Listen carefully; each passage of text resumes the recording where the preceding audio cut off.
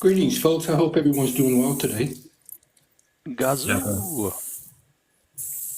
Yes, I'm the great Gazoo. I don't know. I don't think I know any of you folks. You watch the I haven't been formally. Flintstones? Yes. You're a Flintstones fan?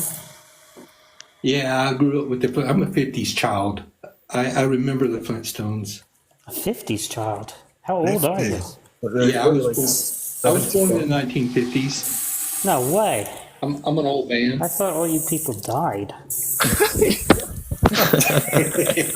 There's a few of us lingering around for some unknown reason. That's funny. 50s. I do have a quick question though. Is it okay if I change the topic? I want to ask Jack a question, but I don't want to hijack know the who room I or am? just be disrespectful. You know who I am? Yeah, I'm a big fan of yours. Oh, I don't think monkeyboy will mind. Oh, okay. Thank you. I appreciate it. So I'm an atheist, and I heard you recently on a video of some sort. I think you were having a pretty good discussion with a gentleman by the name of Zypher, I think. Oh, God. X-I-F-E-R. That was monkeyboy's video. That was monkeyboy's video. So Yeah, that was a very I have a question. nice I have a question conversation. for you, but Jack. I'm running the risk of misrepresenting you on some things, so please correct me if I am Okay. misrepresenting you. But you seem to have a position, from my interpretation, that something to do with the problem of evil, the topic of problem of evil, and you pose a question, and I'm going to summarize it. I'm going to chop it all up, but it's like if God can prevent evil, then why does he not prevent evil? And my question to you, I have a couple of questions. My question to you is, how do you know that God does not prevent 147,000 grapes every day? Well, Or how do you know that he doesn't prevent, 87,000 essays every day? I mean, who's to say that he does not prevent evil from happening? well, the idea is that if he's omnipotent and perfectly good, that it wouldn't be possible for any evils to exist. So yeah, somebody could take the position that God prevents all evil, and so therefore all apparent evils are merely apparently evil, but are in fact, there's no evil at all. There's just appearances of evil. Okay, There are things so that that appear brings me evil to that my are not. But if you take the view that evil does exist, right, I'm saying that that's logically incompatible with a God that's all powerful and perfectly good. That's all that I'm saying. So I don't have to Okay, take a that- position on whether any evil exists or not, right? I don't even have to believe in evil as a concept, right? I might think evil is some kind of gibberish, right? Or some kind of incoherent concept or something, right? But if somebody says there is evil, right, I can grant that for the sake of argument, and I can just say, well, if there is evil, then it's going to follow that no all-powerful, all-good being, perfectly good being exists, given that evil exists. Or it could not exist if that were true. Okay, that brings me to my next question then. Thank you, I appreciate it. But that brings me to my next question. And it's kind of difficult for me to summarize, so have patience with me. I appreciate it. So if there happens to be what you agree or your perception of an evil act, but it serves an ultimate better purpose that is beyond your comprehension or beyond your current knowledge of now, that in God's perspective, there's going to be some good to come out of it, then you can't really call it evil. So why are you labeling it evil now, here, today? You kind of get what I'm saying? Yeah. So I mean, I think if you're saying from God's perspective it's not really evil, then That's what I mean by something that's good, right? Or morally neutral at best, or worst, right? So that's to take a view like that things appear to be evil, but in fact are exactly what ought to obtain.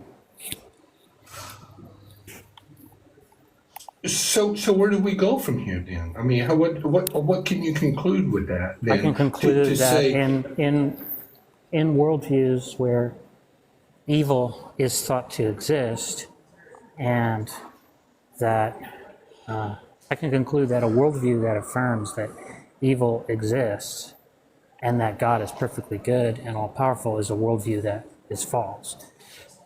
Like Christianity. Yeah, like Christianity. At least most versions of Christianity. I mean, I'm sure you can find Christians who take an unorthodox view. But they're heretics. It should be burned at the stake. That's right. Well, they would say that the other people are the heretics. Yeah, Anyone that's that- just what how heretics is it say. that Christians? How is it that Christians can say that their worldview is the perfect worldview, and there's no problem with evil, whenever non-believers such as yourself and myself, we see evil, to us is evil as a parent. I'm trying to bridge the gap. Is like we should come to a universal understanding to say, hey, these particular acts are evil. What am I missing with this? Why is there such a big disconnect, I guess? I mean, I don't think there's a simple answer as, like, I think that Christians tend to have deeper motivations for wanting to affirm Christianity that have very little to do with making sense of the world around them.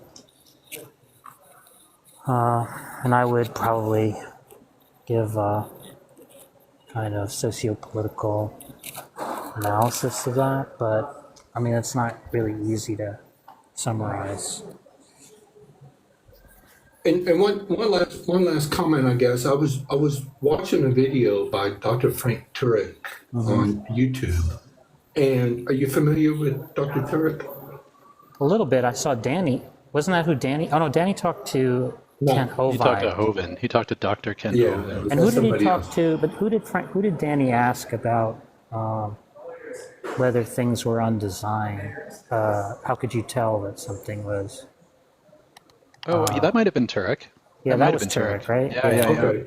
Okay, right. Yeah. So I saw it. I saw a video, and it really kind of stuck with me. And also there And I'm was like, a oh my goodness. now that you mention it, wasn't Frank Turek the guy in the sci-fi philosophy podcast, in the sci-fi podcast that Skydive Phil does with Alex Malpass, and Oh, I don't know. I really like I that think one. they did one on Frank Turek that was really entertaining. I gotta watch that Because, one. like, you know what they But do so- there? They alternate a funny one with a serious one, right? So they'll get a clown like Frank Turek and find some quotes, and find some clips of Frank Turek saying dumb stuff, and they'll do an episode on that. But then they'll do one on somebody that they take more seriously, like Frank Turek. Well, I'm sorry, this- like Wavelength Smoke or whatever. This was a very serious question posed to Dr. Turek, and somebody had something very terrible happen to one of his family members, and said, "You can't really say that a loving God would have allowed this to happen to a loved one." And Dr. Turek said, "But wait a minute, you don't know. God is powerful." I'm paraphrasing. God is powerful and all-knowing and loving enough that it may even take 300 years from now, but good is going to come out of what terrible thing happened to your loved one. So you rest assured that God's in control, and it may take 300 years from now. And I often wonder, why in the world did he say 300 years? I mean, why is it? What is that? So that's really what prompted my original question to you, is to say that if a loving, caring wonderful, all-knowing, all-loving God can allow what looks like evil now here today, but if he makes it right, then that's where I'm really kind of scratching my head about. Well, Frank Turek seems like a dishonest person, or at best a clown. So, I mean, I wouldn't probably want to spend a lot of time trying to figure out why he said what he said. But I mean, if somebody were to take an answer like that seriously, it seems like a recipe for epistemic suicide, right? Because it's sort of like a conspiracy theory, right? It's like, well, it may look like the evidence is inconsistent with this grand conspiracy, but that just means that the conspiracy is even more sophisticated than your ability to discern, right? And if that's the kind of approach to reasoning that you have, then it just seems like you can make any evidence compatible with any hypothesis, right? Yeah, I mean, right. And that just means like you're really not in a position to judge anything. Right. So well, I do appreciate. I mean, that would be time. one reason to. That would at least be a worry. Maybe there are. Philosophers are very sophisticated because same issue came up with Ryan Mullins the other day. I was in a call with him, in a live on TikTok with him, and I wanted to understand what his view that God is a loving being, right? Because would a loving being let hundreds of millions of people be slaughtered seemingly senselessly? Right? Is that what a loving being would do? A being who loved his creation, right? So I wanted him to try to explain that. And of course, I never got an answer, right? Instead, I got the beginnings of an incredibly complicated set of conceptual, let's call it apparatus. I mean, that might be grammatically, I guess you can't really say set of conceptual apparatus, that he started to develop a very elaborate conceptual apparatus to explain how he understood what loving was, and it just, he seems like a nice guy, but it's hard not to think that it's a bunch of bullshit, you really think that after we spend the 5 hours or 200 pages, you're going to really give me a convincing explanation for how that's compatible with God being loving? What's going on? Jack, you know who Gazoo is, right? Excuse me, I do. I need to interrupt you. Thank you. But thank you very much, Jack. I appreciate your time. Monkey Boy, thank you for allowing me to come up here, and I would like to join again. Wait, can you wait for 1 second, Gazoo? Sure. Okay. Jack, this guy Gazoo is this really nice atheist. Well, when I first met him, he actually told me that he's typically not normally very nice, but he just kind of is with Darth Dawkins. He has carte blanche to join any Darth Dawkins stream. Oh, really? I didn't know that. And when they go in there, well, really quickly, Gazoo, let me explain it to Jack. When he goes in there, he uses Gazoo as an example, a shining example of his ability to speak with atheists, no problem, and just yuck it up. And look, I had a conversation with Gazoo, and Gazoo's an atheist. Why? I can't talk to atheists. All this stuff. This is going on now for it might be going on 2 years, I think. Maybe. You know what part of the reason is, though, Tom? Hold on a second. I'm not done. How many years is it going on, Gazoo? 2. Yeah, going on 2 years. Now, when it first started, I said to Gazoo, why are you so nice? He's like, well, I'm usually not nice. In fact, outside of this, I'm very aggressive and I go at theists. And I was like, huh. Well, then why are you doing it with Darth? And he was like, you don't understand. You see, I'm establishing a rapport. And then once I have that rapport, then I can really ask Darth the hard questions and let him have it. Right. And so it's oh, okay. So months have gone by. Now years have gone by. He's still waiting. And I'm wondering, Gazoo, but What You know are what that when are you is? planning on springing this trap, Well, bud? you know what that is? That's kind of like the way that God doesn't show you how permitting all this evil and suffering to take place actually contributes to the greater good. It takes hundreds of years, to finally That's get the funny. payoff, right? No, but in all seriousness, I'm dying to know the reason. But wait, could I just say one reason why Darth probably tolerates him is because he's close in age to Darth. Darth tends to have Yeah, a little bit of a more indulgent view to people of his own generation or older. yeah, I've actually called him young man every now and then because he was born in the early '60s and I was born in the '50s. So I have told him a time or two, young man, but he and I have we've developed a really good rapport. He and I have had like 15, 20-minute conversations and never a harsh word. And I just kind of like the guy. Well, also And he never likes really me. ever. Also, not only that, Gazoo, never a harsh word, but never really any kind of real discussion. Oh, we have though. No. Like biblical discussions. And we've talked about TV shows and Yeah, exactly. See, Jack? commercials and way back then. We reminisced. But we've done we've had a lot of theological discussions and conversations and things like that. And I've and heard his friend almost also. all of them, and this is how they go, Gazoo. You come in, Okay. he goes, "Oh, it's Gazoo. Hey, everybody's Gazoo. This is the guy. Guys, careful, guys. Hey, Gazoo, better be careful because I'm so mean to atheists." And this goes on for about 2, 3, 4, 5 minutes. Him making a really big production about how like you and him are going to get along. And so after that, it's kind of hard to be like, "Hey, Darth, I think you're dead wrong about whatever."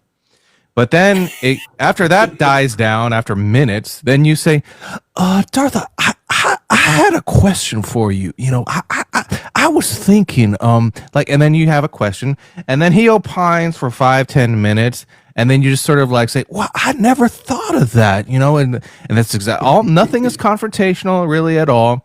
And then you say you have to go, and that's it. And then he says we go, and while you're going, he has to double down and say, and guys, look how I've run off Gazoo because I can't, whenever I talk to an atheist, it always ends badly, right, Gazoo, right, Gazoo. And then that lasts for another 2 or 3 minutes, and that's essentially how your conversations go with Darth. Tell me I'm wrong. But it would be No, easy for actually- you to destroy their rapport, Tom.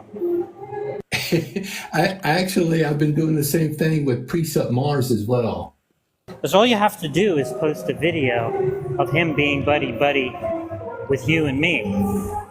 And that'll be the end of the honeymoon. No, you can't do that. You can't do that. Well, but can we ask him No, but look, whether he Jack, thinks- I don't actually talk to Gazoo much. This is like the first time I've ever caught him outside. I want to get an answer to the question. Okay. You told me that your plan was to establish a rapport so then you can spring the trap later and ask the real hitting questions and have the conversation you really want to have. And that way you act outside of here can really be the way you act with Darth, because you really actually, this is all just a tool to get to this conversation. That's what you told me. Gazoo, when is this conversation going to happen? Guilty. I'm not denying the thing, Tom. You got me. You absolutely. But the honest reply, the honest answer is, I forgot about that, and I've just enjoyed talking with him so much that it just kind of left me. To be honest with you, that's the honest truth. And so now that Just you've been saying. reminded of this, when is this going to happen? I don't. I forgot about it. I have to rethink it now. Do you find To be yourself honest just with not you. wanting to have that conversation? If so, Gazoo, could the reason you don't want to have that conversation is because you think having that conversation would make you not be able to be friends anymore with Darth? That's possible. It's not really. I'm gonna have to get back with you on that. If you want an honest reply on that, I'm not going to just answer, but because I really no, it's a good question. I need to get back with you on that. It could be. It could be very well be, because I value. Well, the right now, I relationship think I with proposed Darth. it, and you're like, huh, yeah, I was doing that. And now, right now, as you're Yeah. sitting, you're like, you're thinking about, what if I did that? And you're thinking, and you're seeing all that little like all the bullshit about talking about like black and white television and all the like guffawing and the joking and this like stupid bullshit about talking about current events or some like garbage or pop culture, all that bullshit, which is essentially 95% of your interactions with him. What you're feeling when you say, I don't know, what you're feeling is that would be in jeopardy, correct? It could be. No, not it could be. You are thinking about it right now, and you think if the next time I go on a live and I say, okay, this is the time we're going to have the real discussion, I don't think you feel too comfortable about having that conversation, do you? No, I think you're right. Yeah, I think I am too. You're right. Yeah. So So you're basically just saying like, look, I could have that conversation, or I could have a friend where I can bullshit about black and white television and like Herman Munster and fucking like some bullshit like that. Or I could have what was originally my entire goal for talking to him, but fuck that. Tom, I like you, buddy. I think I like you better than Darth. Don't tell him that. You know, that's not going to help you. Yeah, like, do you probably think right. that presuppositionalism is dumb? I don't subscribe to it. I think it. Yeah, I think it is kind of dumb. You do. You know, I've told him. Hey, Jack, listen. This is what I've told Doc about what my mental impression about presuppositionalism. I remember this now. It was several months back. I said, to me, whenever I think of presuppositionalism, I think of two drunk sailors trying to hold up each other up in a rowboat. I said, it's nothing there. It just circled on itself. And you call it presuppositional. I said, I don't get this thing. I did tell Darth that. You told Darth that you think Yes. See how the reason why he can say something like that is because Darth is going to respond to it. And the Gazoo answer is going to be something like, well, I just don't get it. So he's not actually attacking Presup. He's really saying it's a shortcoming of mine, which explains why I don't understand this, why this doesn't make sense to me. Yeah. And then Darth's like, yep. Mm-hmm. And then Gazoo's like, well, I got to go. see you later, Remember that one episode of Gilligan's Island when he said aloha when he was leaving? Well, aloha, Darth, or some bullshit like that, right? And then Darth giggles and then just off to the next time. Colin, I honestly wish I could stick around, but I'm in Italy right now, and it's 4 minutes after 11. Hey, you're lucky. Well, yeah, you are lucky. Well, look, go outside and go to a nice restaurant and have some real, genuine Italian food, and say a prayer and saying "fuck Darth Dawkins" for all of us. Darth loves Italian food. Did you know that? He does. He likes Italian women too. I had. Jack, thank you so much. Tom, I've enjoyed this so much with you. I can't wait for our next interaction. Me too. I'll see you then, Gazoo. Have a good time. Don't, Gazoo, do me a favor. When you're in Italy, don't think about this bullshit, right? This is don't even, just enjoy yourself. Goodbye. Thank you, sir. So what's been happening on, I saw Monkeyboy had a live, and I don't know, Clipper was starting to sing. Not that I wouldn't enjoy hearing her sing, but I thought I should comment on Monkeyboy's. I haven't really been listening to Discord, but Darth has had a live, and he's been very, very ornery. Oh, that's great. How's it going, Monkeyboy? I'm all right. I'm chilling. You don't need to say anything if you're reading something or whatever. He's hungry. Nah, I'm playing a video game. Oh. Yeah, I'm starving, actually. Yeah, Darth has been very, very ornery today. Wow. But maybe because he got his other account got suspended yesterday. Maybe that's why. I don't know. I don't keep a track of which one he's using or anything. I'm glad I talked to that Gazoo guy, because it's so annoying when he comes on. It's literally exactly how I laid it out. It's so disgusting, dude. Can you believe this guy Gazoo says he forgot the entire reason why he started talking to Darth and all the setup. He was in the setup phase for so long that he actually forgot about what the mission was. Fucking unbelievable, dude. I gotta try. I want to try to do this. Well, I told you this already, but there's repetition again.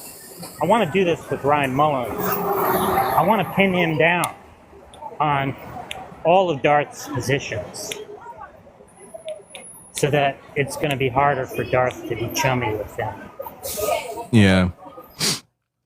I was listening to a guy yesterday talking to Darth, and this guy, he comes in, right, and he's like, he gives an argument for why God, Darth asks him, like, why doesn't God exist or whatever.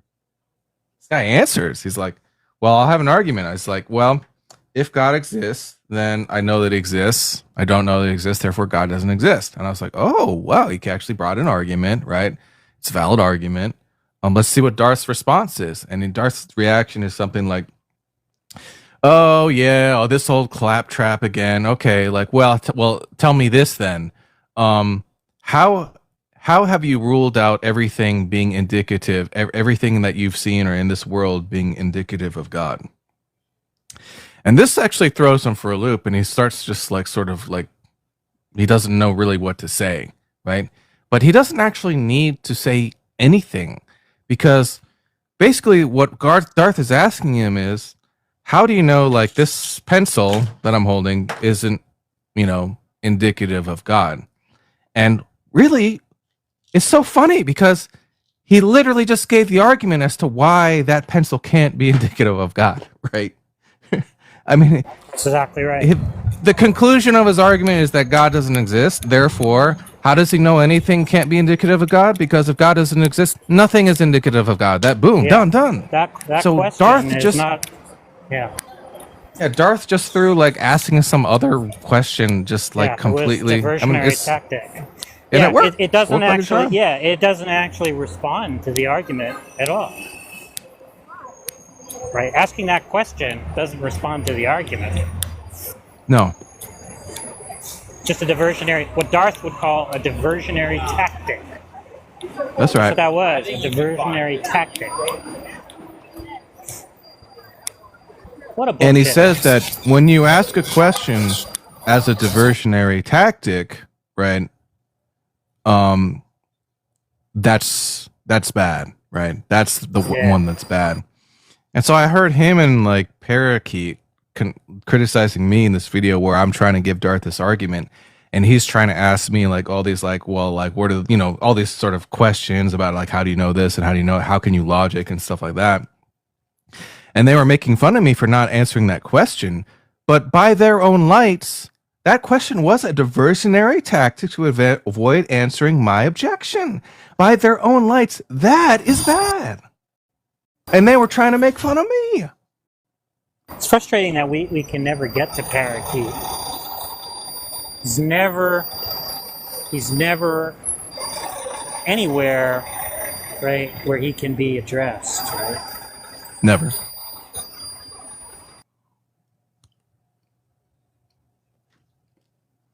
Yeah, but Darth's garbage, dude. Such crap nowadays.